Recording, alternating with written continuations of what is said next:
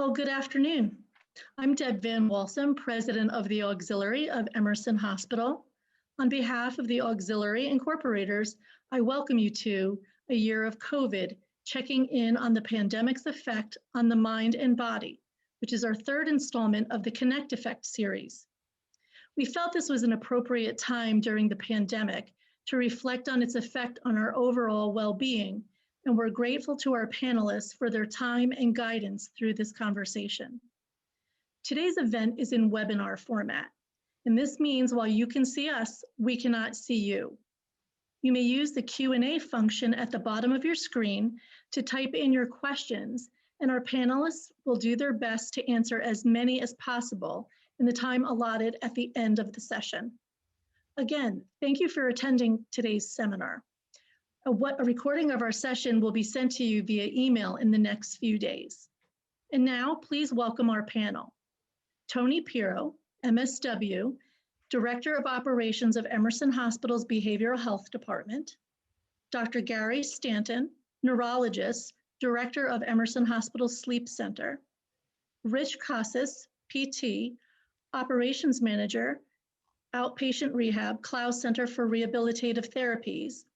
Dr. Stephanie Strategos, Medical Director of Emerson Hospital's Addiction Recovery Program, and Martha Rafferty, Emerson Hospital's Associate Chief Nursing Officer and also our moderator.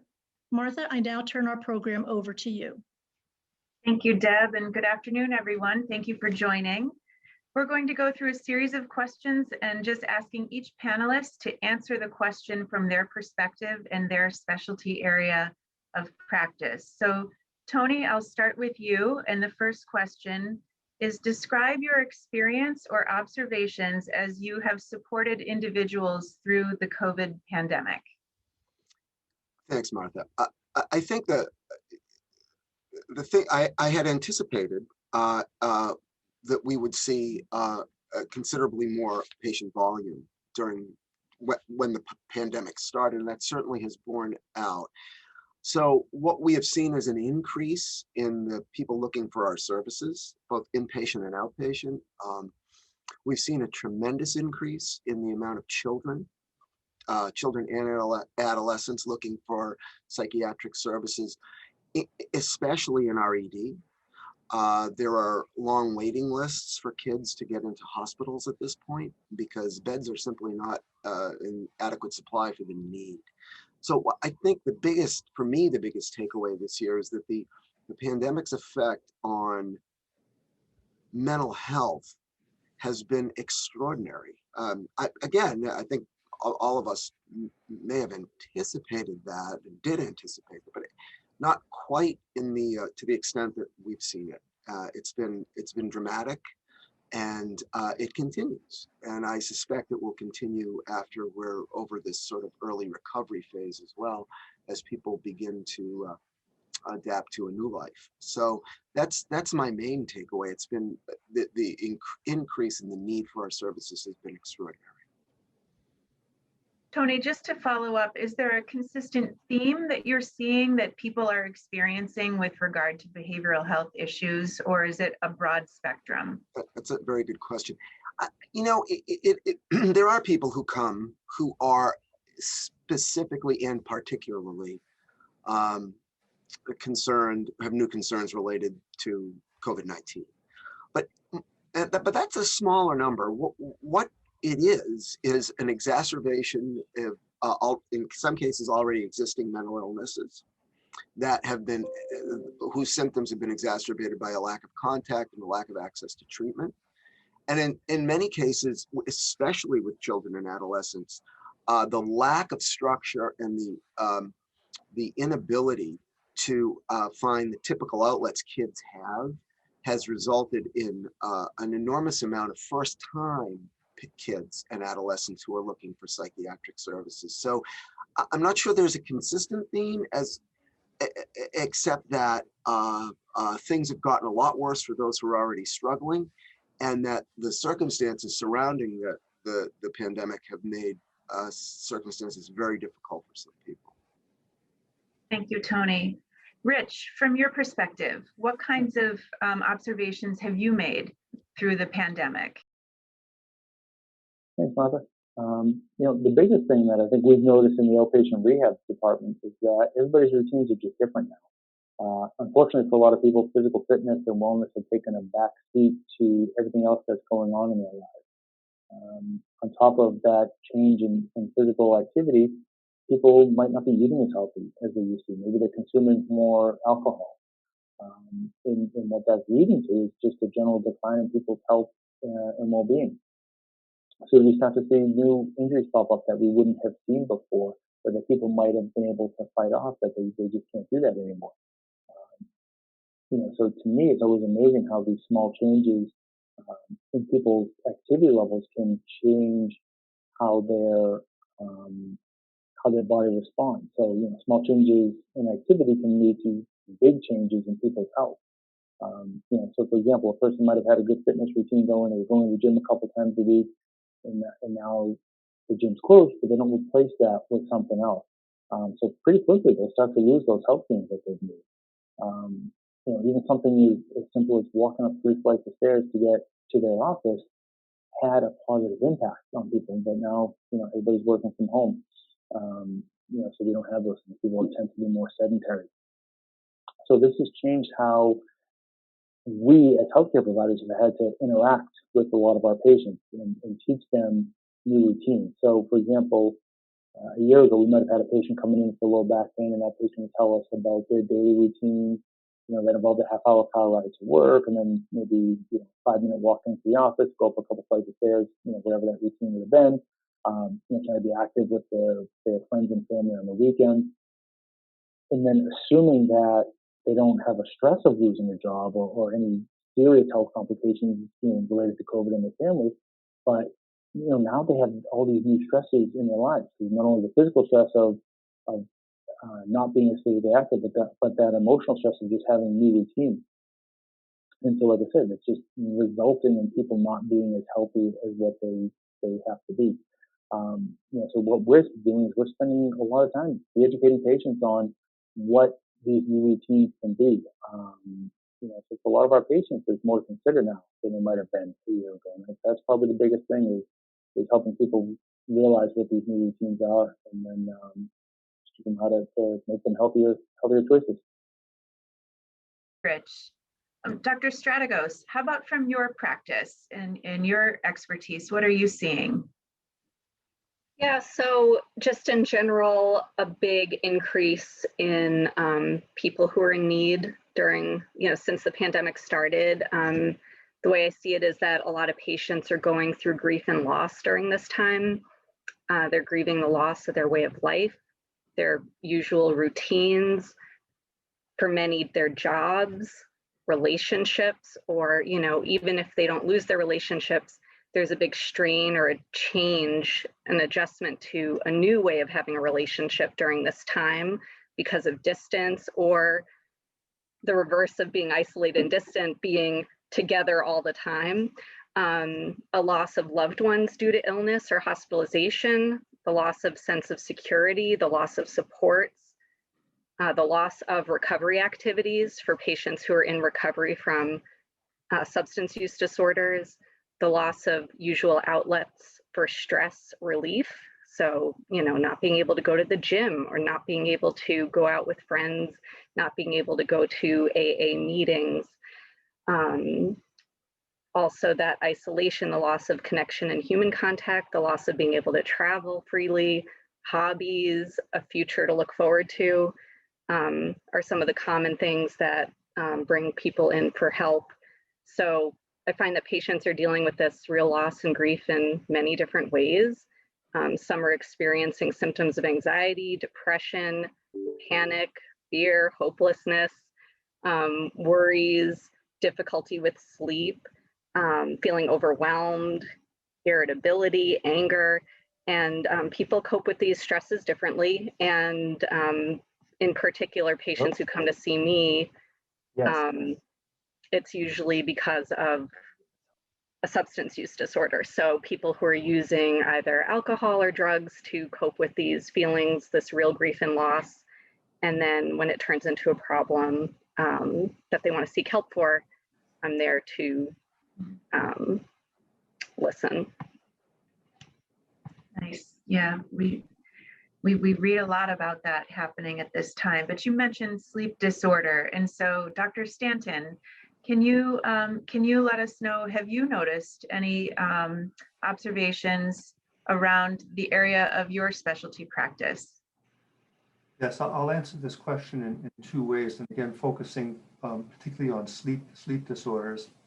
That for people who have been infected with COVID acutely, about 75% of them will actually have sleep problems that may be due to a variety of things, such as, in addition to stress and anxiety, cough, fever, shortness of breath, pain, or medication side effects. Many people who actually have COVID have sleep difficulties. And then in sleep clinics, people who've had COVID and then who subsequently follow up have a new set of complaints. Many of them are complaining of ongoing fatigue even after the acute symptoms of infection have resolved. Many of them are complaining of a hypersomnolence. In other words, those people who usually could get by with our typical amount of sleep, 7 to 8 hours for the average person, now requires 9 or 10 or 11 hours to feel an equivalent amount of rest and recovery from sleep. And there might be other lingering symptoms such as headaches, pain, breathing trouble, depression, also some lingering neurological symptoms, particularly loss of smell or taste, which can last for days, weeks, or even months for some people. It can be very distressing. For the general population, in general, people have been reporting up to a 40% prevalence of sleep problems. So the degree of complaints about sleep has gone up significantly in the general population. And that's somewhat in line with the increases in mental health difficulties as well. When the first stay-at-home order was issued, there was a significant increase in Google searches with the keyword insomnia. People are experiencing much more insomnia, and insomnia comes in two varieties: trouble falling asleep, trouble staying asleep, and many people have combinations of the two. Insomnia, to begin with, tends to be prevalent in our society, but its incidence has gone up with stress and anxiety, depression, and other concerns about sleep. Also, diminished activity going outside, less changes in eating and drinking habits has led in general to a weight gain. That can impact on sleep medicine particularly, because we're big focus in sleep medicine is in addition to insomnia, is the disorder called obstructive sleep apnea, which is, it tends to be underdiagnosed in general anyway, but with weight gain, the possibility of developing sleep apnea and its medical consequences are actually increased. Also, people staying at home are tending to use electronic devices more, and using electronic devices, computers or TV, or in close proximity to sleep can also add to sleep problems. So that's probably some of this cycle as well.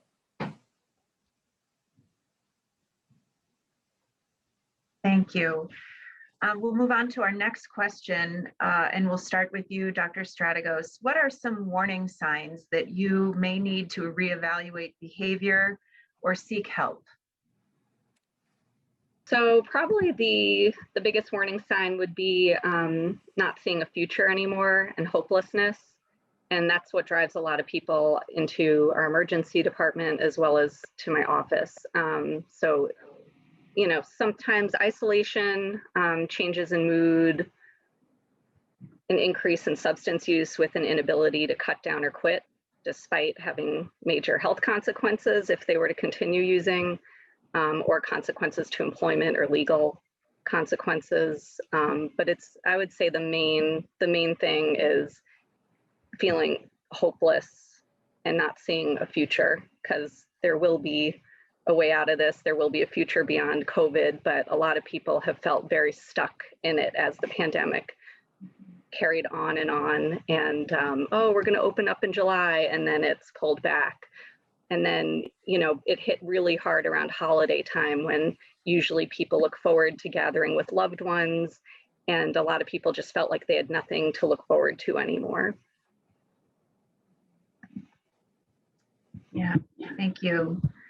Rich, how about you? Warning signs that you would worry about for someone that they might need to reevaluate their behavior.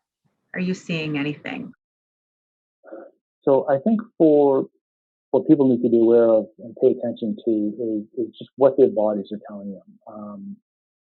Just talking about physical signs, if you think about having pain, for example, although pain and discomfort is common, it doesn't mean that it's normal. Pain and discomfort is your body's sign, warning sign telling you something is not right.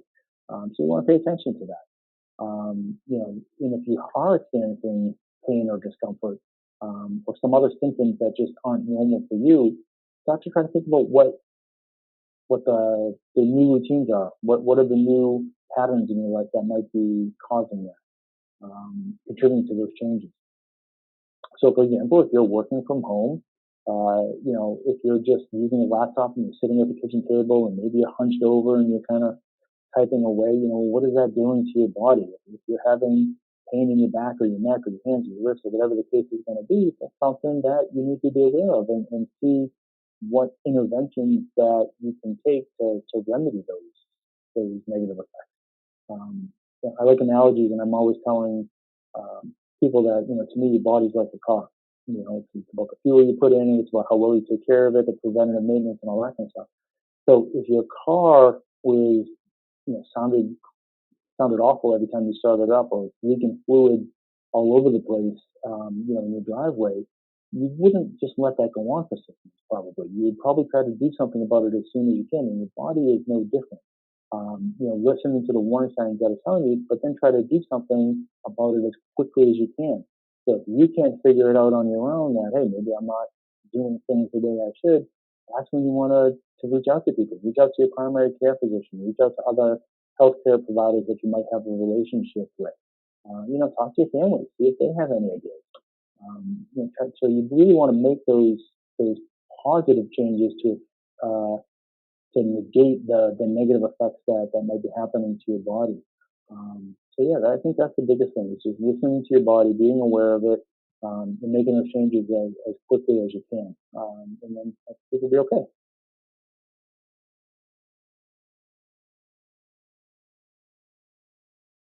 Good, thank you. Dr. Stanton, what are some warning signs that you may need to reevaluate behavior or seek help? Yeah, and particularly with some relation to sleep medicine. I mentioned before the phenomenon of weight gain. So people who have gained weight can along those lines adversely affect their sleep. Particularly weight gain will tend to exacerbate the possibility of sleep apnea.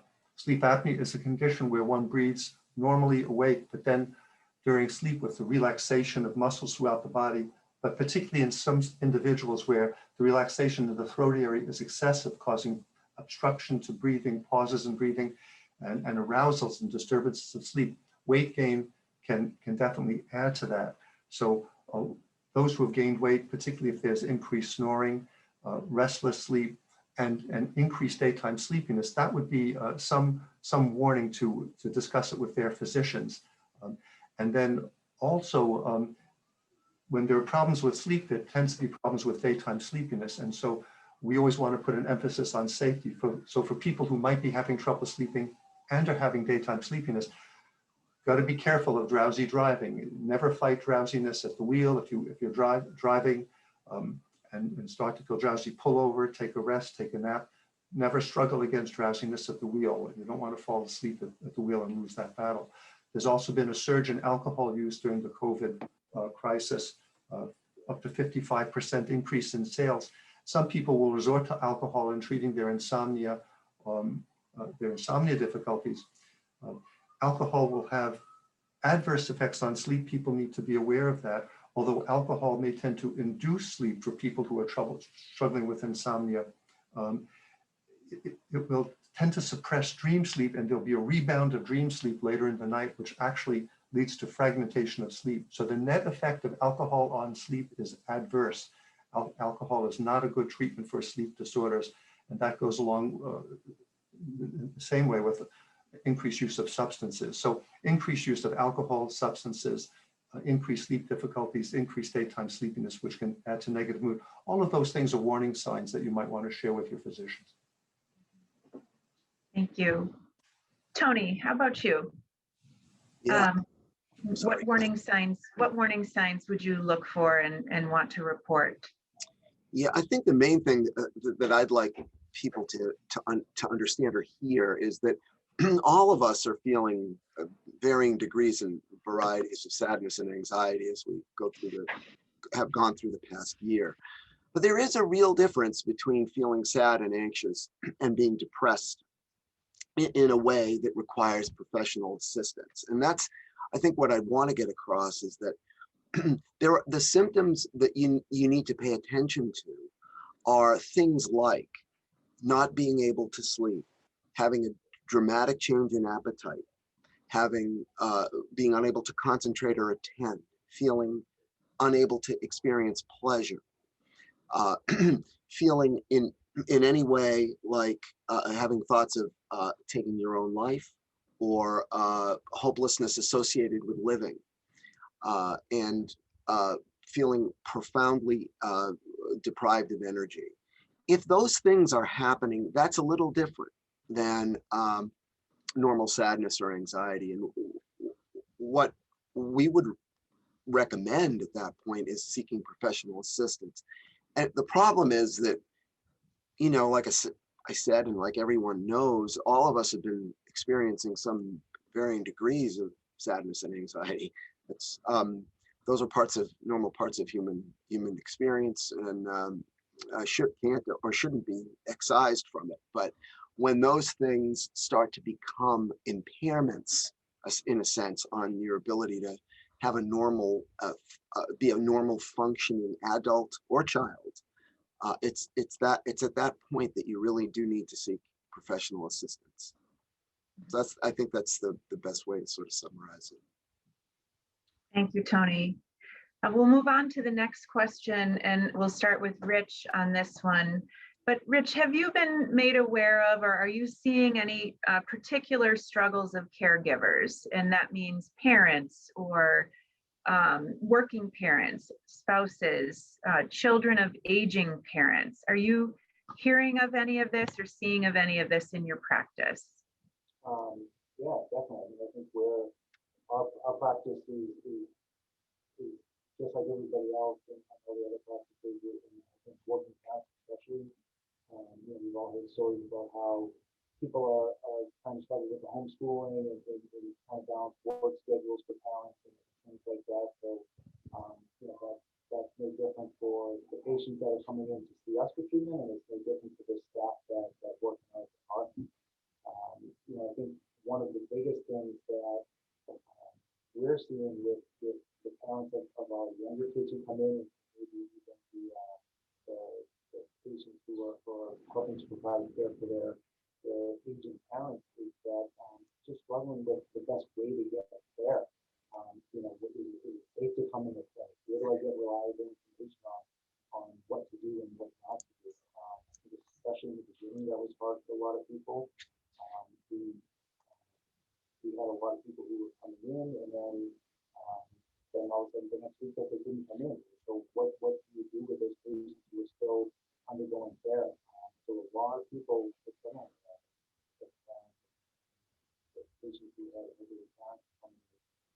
And then on top of that, I think the new technology for telehealth, a lot of people were struggling with that. That's why we continue to do that. We have a lot of elderly patients in our practice, and maybe they are not as comfortable with the computer, the new technology, and telehealth medicine as somebody who uses it on a daily basis.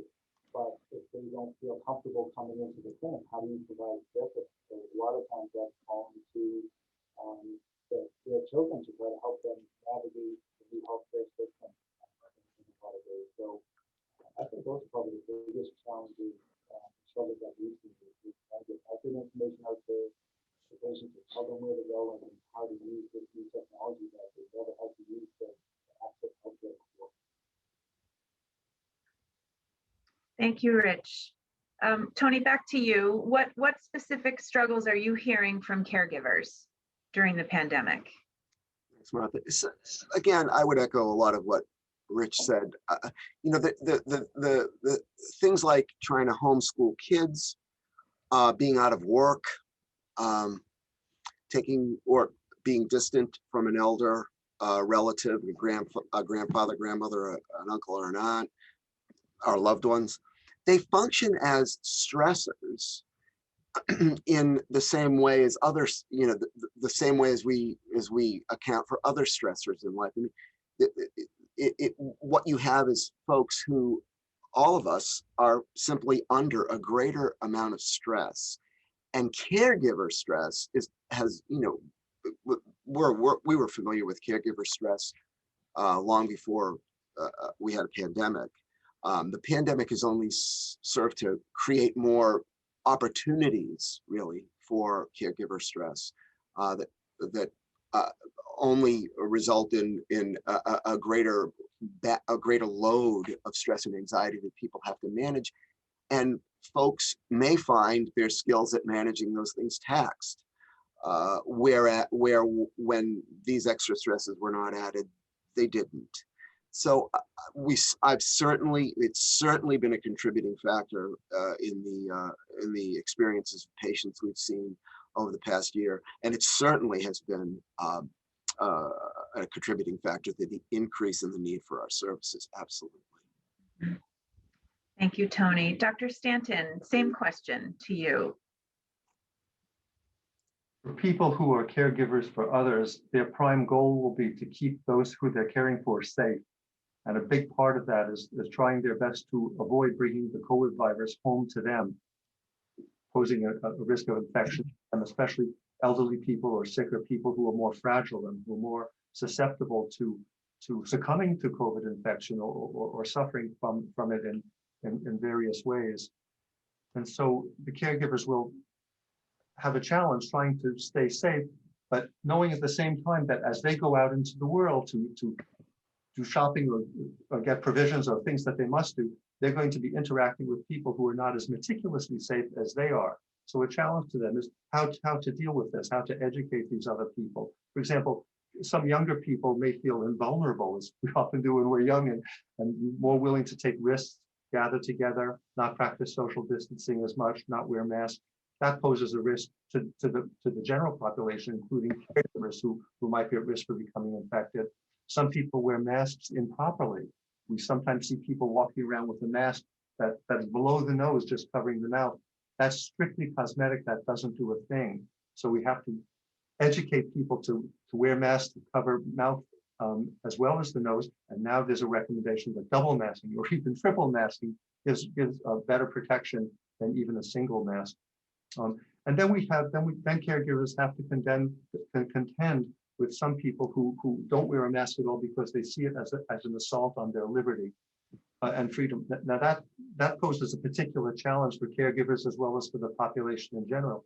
And I think that one possible solution there is to try to induce these people who refuse to wear masks because they think it's an assault on their liberty to reframe their thinking, which is that hopefully those same people who might refuse to wear a mask observe speed limits when they drive, put on seatbelts, stop at red lights, stop at stop signs. In other words, give up a little bit of their liberty for the greater good and public safety. And if they were to see wearing a mask in the same light as doing all these other things, then that might induce them to be more conscious, not only for their own safety, but for that of the general population, including caregivers and those who are most susceptible to the ravages of COVID.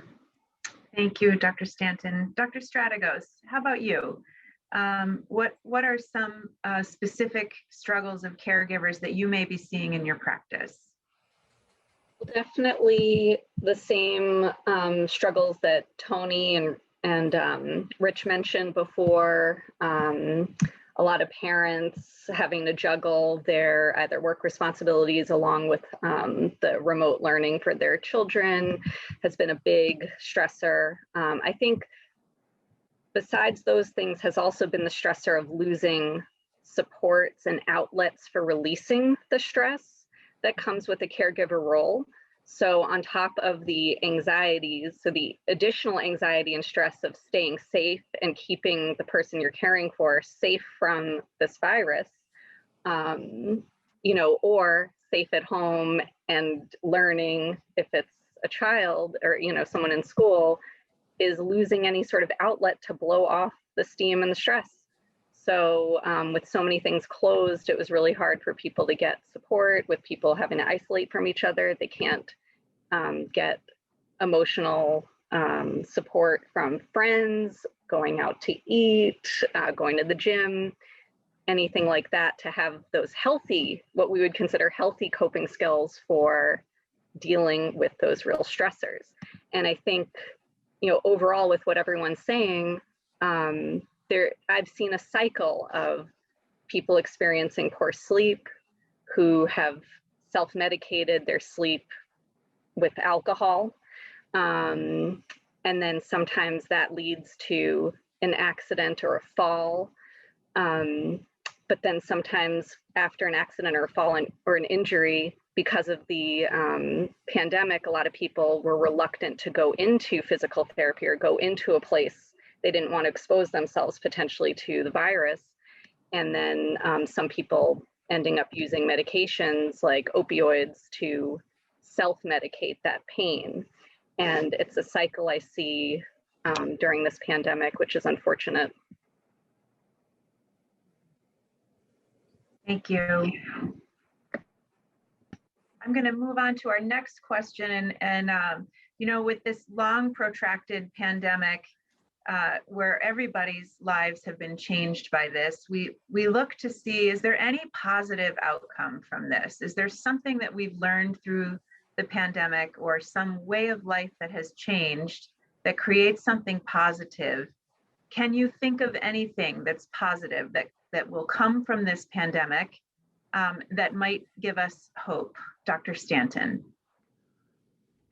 I'll start with my personal experience, which is that my daughter, who ordinarily lives in New York, and her boyfriend live together there, but they've both been working from home. And as a result, we've had them stay with us for a total of 2 months. So it's been absolutely wonderful to be able to spend time with especially my daughter, that otherwise would never have occurred. I might see her here or there in a weekend. So in a broader sense, the fact that we've had some more time at home, well, we've had more time with each other, with our families, loved ones. And for me, that is the silver lining on this COVID cloud. And I'm very grateful for that, despite all of the negatives that goes along with it. So other personal health benefits have been, some of my patients actually have told me that since they've worn masks, they realized that fortunately, not only have they not gotten COVID, but they haven't gotten as many colds, they haven't gotten the flu. And I've had some patients who say, you know, ever since I've been wearing a mask, this was the first time in a long time where I haven't been suffering from allergies as much. In Asian countries, if you go to China or Japan, you'll see lots of people wearing masks all the time. They do this if they're sick, to avoid infecting others. They do this to avoid becoming sick. They do it for allergies too. So I have a feeling that we may see some lingering new trend of mask wearing in the United States and elsewhere, as people realize there are some benefits after all for this. Another benefit that I see is a greater sense of community, that we're all in the same COVID boat together. We need each other, we need to work together. And the more we work together and cooperate, the better off we'll all be. And I'd like to just have this feeling that we have a greater sense of national unity in dealing with this together. Thank you, Dr. Stanton. Dr. Strategos, same question.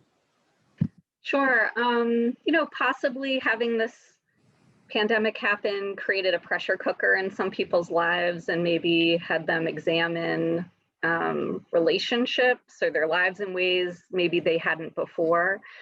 So I think that for some people, it has propelled them to seek help and desire change in their lives. You know, you had asked a question before about what, if any, is there an overall theme that we've seen? And in my clinic in particular, a theme I see pretty much every day is a person who has always has considered themselves a heavy drinker throughout life.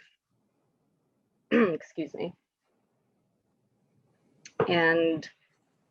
But usually they had a job or other responsibilities that would, and they would get up every single day, go to work, and then come home and maybe start drinking around 5 or 6 o'clock in the evening. And the drinking would be limited to that amount of time. And even if it were in higher quantity than what's considered healthy, they were still able to function and carry out most of the responsibilities of their lives. During the pandemic, with either job loss or having to work from home, the drinking started much earlier and then would go much longer throughout the day. And so a lot of people either took a fall at home or something happened where they needed to seek out help for this behavior. And in some ways, it's good that that happened because the long-term drinking that they were doing, even though they were functioning, was heavily damaging their bodies, either with high blood pressure or their liver or neuropathies like neurological effects. So people maybe are getting help now who wouldn't have for years and years until maybe they were facing real liver failure at the end. So it's propelled some people to get help who maybe wouldn't have earlier. And then the other major benefit is I think that the introduction of telehealth has really helped a lot of people, especially with transportation issues. And a lot of my patients who have either had DUIs or other reasons for lack of transportation, this has opened up a way for them to seek and get care in ways they weren't able to before when they had to rely on getting rides. Yeah, agree. All of that. Thank you. Rich, how about you? Positive outcomes from COVID. Hopefully people can hear me now. I guess I was having some audio issues earlier, so I hope that I'm coming through loud and clear if I pull my microphone up a little bit closer. Rich, I'm going to interrupt you for 1 second. Just try and speak a little louder. Can you hear me now? How is this? Pretty good. Little louder. All right, hold on, because I am literally yelling. I'm from New York. It's never too loud. All right, I just switched my microphone. Is that better? Yes. Yes. All right, there we go. So sorry about that earlier. I mentioned earlier that a lot of daily routines were disrupted and not in a positive way. People have become more sedentary and generally not as healthy. On the flip side of that coin, I think there are a lot of people who have taken advantage of the extra time that they have now by maybe being home most of the day, not having to commute an hour and a half to work, and have really tried to take their health into their own hands, as it were. I think anybody who, especially in the beginning, was trying to order exercise equipment online, you see how long the wait times were to get anything delivered to you. I think the stock for Peloton was up like 600% at some point, at the height of all of this. I know in my neighborhood, every day I see Peloton trucks just driving back and forth. So I think a lot of people have taken advantage of this and said, okay, I'm going to use this as a year to make myself more healthy. I have more time to focus on that kind of stuff. So I think we see a lot of that. I think that's a real positive thing. I was always seeing on my news feeds about how dog adoptions were through the roof and the shelters weren't having dogs anymore and things like that. So again, in my neighborhood, I see countless new people walking their dogs now that we never used to see before. So, I think that's probably the biggest the benefit that we've seen from this, in that we've also heard anecdotally that a lot of people are spending more time with their kids, reintroducing family game nights, movie nights, and things like that. But and then also to echo what Stephanie said earlier, that telehealth has opened up a lot of doors for us that we didn't have before. Outpatient physical therapy, occupational therapy, and speech therapy did not really have access to telehealth platforms before. It wasn't something that we were kind of allowed to do, and now that we can do it, we're able to get access to people that we couldn't get access to, because a lot of times for our patients, transportation is a big issue, and so that now that does sort of reduce that. So I think that's another benefit that we've gotten, and hopefully we'll get to continue to do. Thanks, Rich. I agree. I think telehealth is here to stay, and I think that's a great thing. Tony, positive outcomes from this. Yeah, there's two things that I take from it. That one societal, relational, and the other technical. Let me do the technical one first because folks have already touched on it. The telehealth is a double-edged sword, especially in behavioral health psychiatry, where we're very accustomed to. We use ourselves in psychiatry as the tool that help people change and feel better. And our typical experience is that we do that in person with people. But it also, and so something is lost, to be frank and honest, when people are not with us.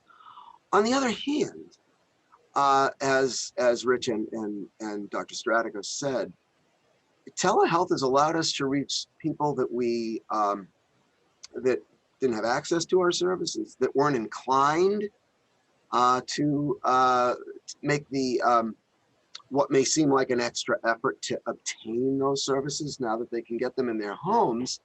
I think more people are availing themselves of those services. So telehealth has been a surprise. And like you said, Martha, it's certainly, I am positive it is here to stay. Both at the state and federal level, particularly for behavioral health, that is now being codified in law and in insurance regs, so that we were accustomed to getting paid less for seeing folks remotely. That is not going to be true anymore. Those services will be reimbursed for hospitals and providers at the same level as in-person services. So it is here to stay. So that's the technical piece. For me, and I think for patients and for people who've come to see us and have interacted with us professionally, the experience of this past year has been that I think that we're all more interrelated than any of us really had previously appreciated. And though we're all alone in some ways, or more lonely or more isolated, I think the idea that the folks who work at Stop and Shop or who deliver your groceries or your newspaper, or who the police who respond to your calls, are all sort of folks who we didn't think of in, I think, quite the same way. They're not only essential employees, we're sort of all sort of dependent on one another. And that, I think, a lot of folks who, particularly folks who are reluctant to seek psychiatric care, are sometimes sort of preoccupied with the idea that we need to do things by ourselves and solve problems by ourselves, even our own. And so seeking help is often something that is sort of internally taboo. Learning that we're more interrelated, I think, will help with that. Learning that people are really dependent on one another in a whole range of ways may help us eventually break down some of the stigma and barriers that we've had for folks to seek help. So I think that's been, for me, a very positive outcome. Good. Well, that's a nice segue to our last question. And then we have a bunch of questions in the Q&A queue here. So I want to be sure we get to audience questions. But let's do a quick roundtable, just top takeaways, one or two things from this whole pandemic experience. We'll start with you, Tony. Is there a top one or two takeaways from this experience that you want to share? Yeah, two things. First, I want to go back to what I discussed earlier. So important that folks realize or try to observe in themselves the difference between ordinary expectable sadness and grief and anxiety and a more serious problem like a major depression that requires treatment. And paying attention to the stuff I talked about earlier with respect to sleep, energy, attention, concentration, appetite, feelings of hopelessness and helplessness. Those things aren't typically part of normal sadness. And I fear that a lot of that has gone missed, frankly, for folks as they pay attention to things that seem more imminent, like making sure you're safe from a worldwide pandemic.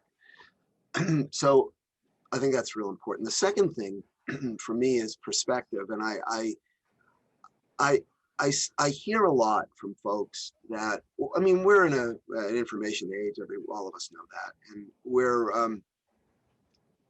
bombarded with information. Whether we seek it or not, we're under the impressive tons of information. Some of it contradictory, some of it too complicated to process.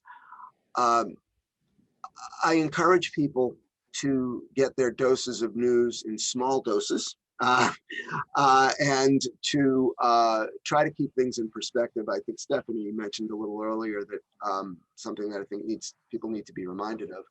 It won't always be like this.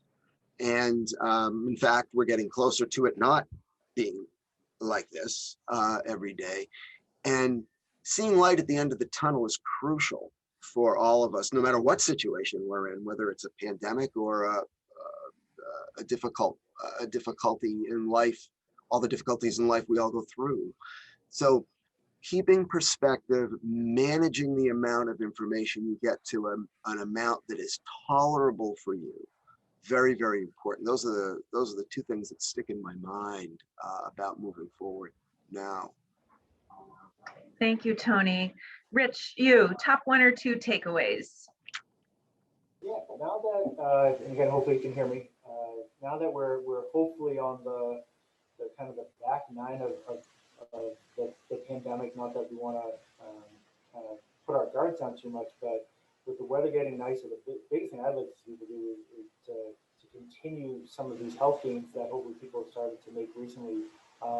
Get outside. That's probably the biggest thing I'm trying to tell people now is, the weather's warming up. There are countless health benefits to being outside. If we're talking from a COVID perspective, it's so much less likely that you're going to catch COVID if you're outside. There's been a lot of studies on that.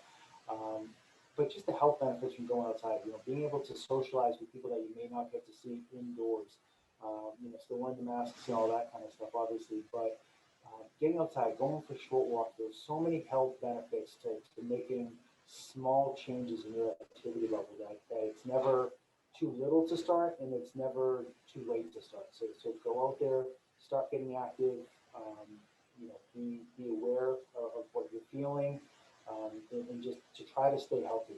It's never too late and it's never too small of an activity level. The other thing I'd like to tell people is that for anybody who's had COVID, they've been diagnosed with COVID, you're still experiencing symptoms, keep talking to your physician about it. There's there are lots of studies about the long hauls and the people who are having difficulty recovering from COVID.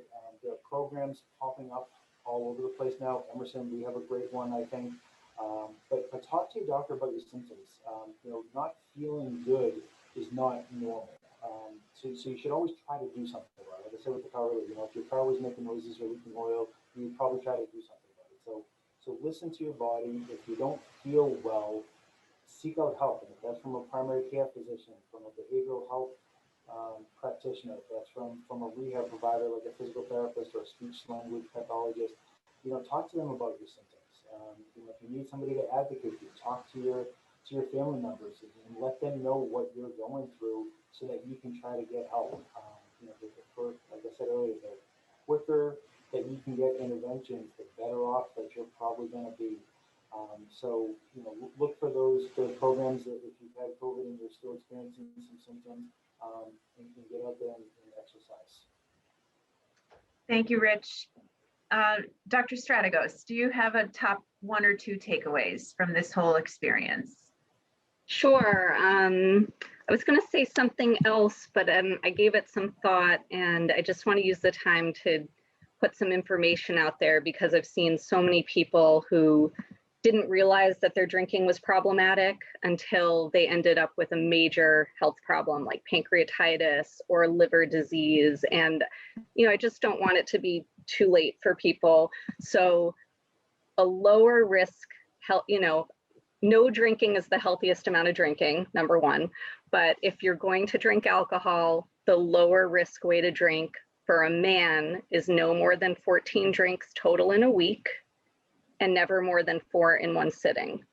And for a woman, it's not more than 7 drinks in a week and no more than 2 in a sitting. So if you find that you are exceeding those limitations, and to be clear, 1 drink is 1 ounce shot of hard liquor, 1 can of beer, and a 4-ounce portion of wine. So if you find that you're exceeding that limit on a regular basis, try to cut down. Most people are able to cut down or quit on their own, but there's going to always be about 10 to 12% of the population that has trouble cutting down on their own. And if you find that you're having trouble cutting down on your own, reach out for some help. And, a lot of people are experiencing immense loss and going through a grieving process. I think it's important to validate that and encourage resilience through this time. Have some, hang on to hope in whatever form it is, make future plans if that makes you, have something to look forward to and hope for, and encouraging healthy coping strategies like going outside and reconnecting with people, even if it's virtually. Thank you. Dr. Stanton, you're the last one to answer the question, and then we'll get into our Q&A session. So top takeaways. Well, number one, please, please, please, if you haven't already done so, get vaccinated. We're so lucky to have multiple vaccinations, and science, neuroscience, biological sciences have come to the rescue to help get us out of this pandemic. Get vaccinated as soon as you can. And if anybody who you know and care for says, well, no, I don't think I'm going to get it, I'm going to wait and see, there's a simple argument to try to persuade them to get vaccinated, which is the COVID virus kills people. It's a deadly virus. We have unfortunately, 500,000 Americans have died from this.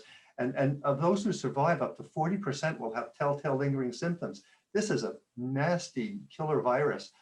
The chances of dying from a vaccination are really remote. It's, I don't know, maybe 1 or 10 out of a million, something like that. So it's literally a no-brainer that the risk-benefit ratio is so much in favor of getting vaccinated than taking a chance with COVID. So please, everybody get vaccinated. The sooner we're all vaccinated, the sooner we'll put COVID behind us.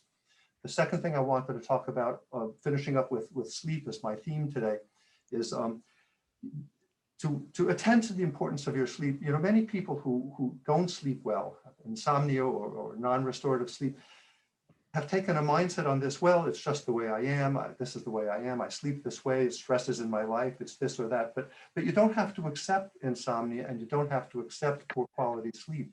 Sleep disorders, including insomnia and sleep apnea, they're diagnosable and treatable. The best treatment for insomnia is not drugs. It's called a behavioral medicine treatment, cognitive behavioral therapy.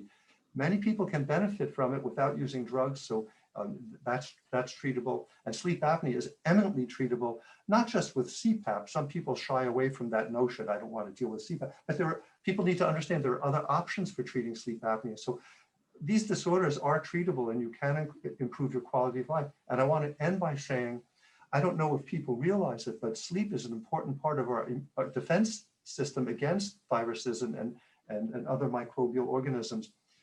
The immune system in us talks with our sleep system. The two reinforce each other. So the better we sleep, the better our immune systems will be to fight off viruses and deal with the viruses. So if you attend to your sleep health, you'll feel better, you'll have more energy, but you'll be safer with respect to COVID. That's my last word. Thank you, Dr. Stanton. I'm going to just run through some questions. We have just a few minutes left here, but to that, which you just spoke about, Dr. Stanton, there's a question from an audience member. Are sleep aids like Tylenol PM helpful or harmful? Well,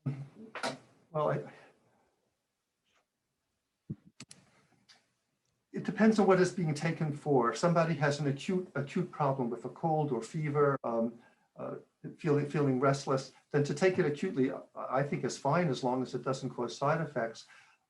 What I get a little bit concerned about are people who routinely take medications in general to treat insomnia. As I said a moment ago, the best treatment for chronic insomnia is not drug therapy. It's drug therapy doesn't get at the causes for insomnia. It really puts a Band-Aid on the problem. And if you stop taking the drug, then the insomnia may persist. The best way to treat insomnia is getting at the causes of it. And that's by looking at the way we think and the way we act in relation to sleep, to look for unhelpful patterns of thinking and behavior. Those can be identified and modified. So, so acutely, if somebody has trouble sleeping here or there, to take an over-the-counter medication or even a prescription drug on a short-term basis, I think is generally fine and generally safe. But I get more concerned about people who take these medications for chronic sleep problems on a long-term basis. I think there are healthier solutions for you. Thank you. This question is for Dr. Strategos or for Tony. Do you have any advice for someone who's having trouble finding a behavioral health provider? Many practices are full and not accepting new patients. I'll start. Yeah, it's thank you for asking that question.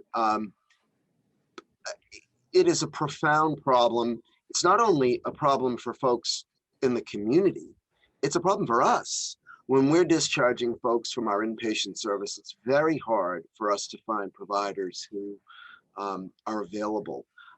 And part of that is because we're underserved to begin with, and then by psychiatric providers. But adding to that, the increased volume that professionals have been trying to process through the pandemic, that's made it even worse. One suggestion I have that I think people sometimes don't think of, and is if you are having trouble finding a provider, my suggestion would be to call your insurer, find out who is on their panels. The reason I say this is because insurers sometimes have some leverage with folks who have signed provider contracts with them to provide services when they're needed. And so the point is, insurers can sometimes have a little leverage with providers where you may not be able to in a phone call directly to a provider's office or to a provider. To me, at the moment, that is probably your best bet for finding a way under or over the space limitations that we're experiencing. But it is truly problematic, and the state and the profession is trying to look at ways to ease that, but it is extraordinarily problematic. Try your insurers. Thank you, Tony.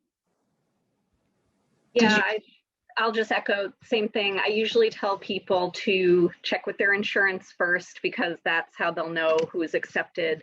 Also, there's a website called Psychology Today, and people can find providers on that website in their area and look at profiles it's specific for therapists, not necessarily for a psychiatrist who would prescribe medication, but for therapists providing therapy. And call as many people as you can. Do not call one person, leave a message, and wait for them to call you back, because I've spoken to many providers and they get so many calls, a lot of them won't even make the calls back. So just call everywhere you can, and that would be my advice. Good advice. Last question. I'm sorry we can't take more, and I'm going to ask this of Rich. Rich, what types of stretching exercises are good for those folks sitting in front of a computer for long periods of time? Sure. I think actually more important than a stretching exercise, although we have to show you a couple, is honestly get up and move around. Don't stay in front of that computer for longer than you absolutely need to. So, if you have a minute in between some Zoom meetings, get up and kind of take a quick walk around the living room or wherever your computer setup is. Our bodies really like movement. We don't like to be stationary for a long period of time. So, I think a more effective technique would be just to get up and take a quick walk. One little strategy I give people is, just drink lots of water, have the water bottle next to you, because the more you drink, the more you're going to have to get up to empty your bladder. So do that as much as you can. But if you can't get up, just kind of moving your head around, looking up, looking over your shoulders, sitting up straight, just, people have probably noticed I've been fidgeting a lot as I sit here, and it's for that reason. You know, you kind of make small little adjustments to a chair, even raising it up or down an inch, or changing the incline or the decline of the seat back. Little things like that. Just try to change your posture. But you know, if you're looking for specific exercises while you're sitting, you know, just again moving the shoulders, you know, things like that, changing the head position. That's what I would tell people. But better off getting up and moving. Good advice. Good advice. Well, that is, time is up. And so thank you to the panel and thank you to the audience for your questions and for joining us this afternoon. Appreciate all of your time. Thank you.